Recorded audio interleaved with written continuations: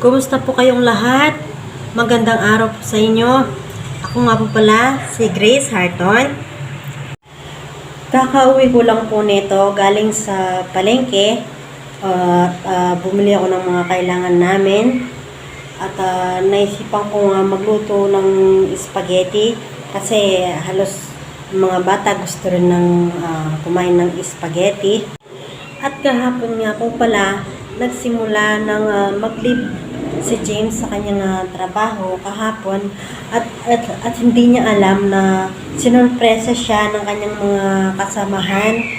Hindi niya alam na gagawin nila iyon sa kanya dahil malapit na nga yung kanyang pagdating dito sa Pinas. Ipinakita sa akin ni James kung ano yung mga inihanda nila. Merong mga veggies, mga croissant or crostini, at malungkot din ang mga katrabaho niya dahil siya nga ay pupunta dito sa Pilipinas. At malungkot din naman po si James.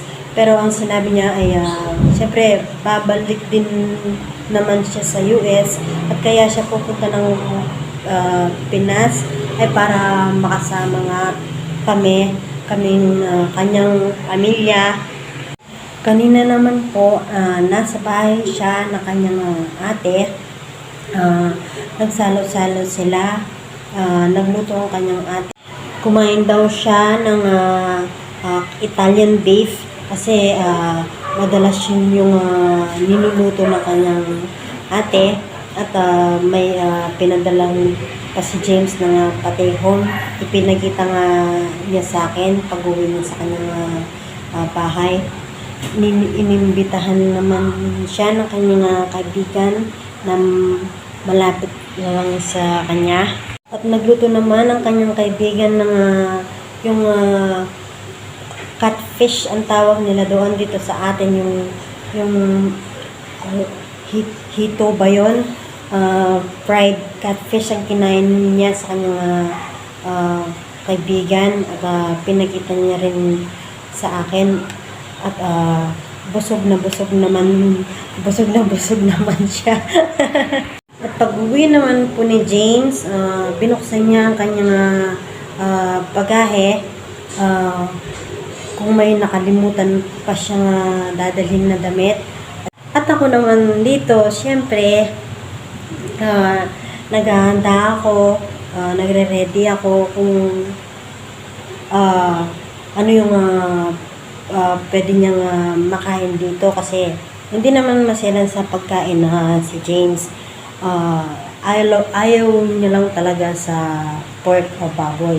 So, siguro magre-ready ako mga tulad ng mga mamon, juice, kanyan. Kasi yung pag-arrive niya or pagdating niya dito, kasi wala naman siyang ganong kumain nun. At syempre, masaya naman ako kasi malapit ko na rin siyang makasama sa aking vlog. At syempre, dahil hindi siya gaanong maraming alam na sabihin sa Tagalog, so paminsan-minsan mag-i-English ako. At ito na nga po, ilalagay na natin ang ating pinakulong pasta dito sa sauce. Ganito po kasi ako nagluluto ng spaghetti. Ayan. Nasa cut over. So, kailangan nating mix it together. Yes, that's it. Kung mga video kay Mar. Wow.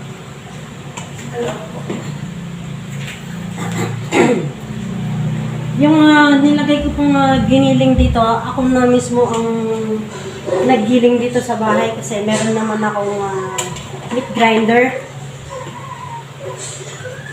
Gusto ko kasi yung giniling, yung nababalawan ko muna siya. Nababalawan ko muna yung baboy bago ko siya gilingin ng gusto. Ayan, nababalid na naman ako sa Tagalog. Ayan. At ito ba nga po, kumakain na ng spaghetti si Junjun. Yes. Yes. Wala akong hotdog sa aking spaghetti. Okay lang yan. Mamaya na lang. Kahit po tayo.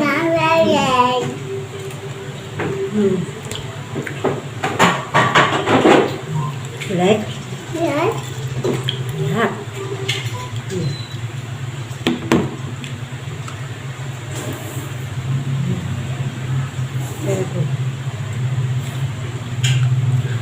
Pag nandito po si James, pag naluluto ako ng spaghetti, ang pinagsasahog ko ay karne ng baka. Kasi hindi po siya talaga nakain ng basta may pork. Hindi po siya nakain.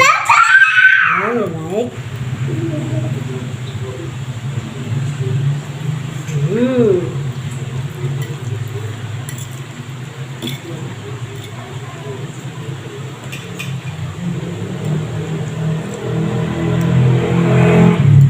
You want more? Okay. Basta talaga yung spaghetti, gustong-gusto ko ng mga bata. Okay.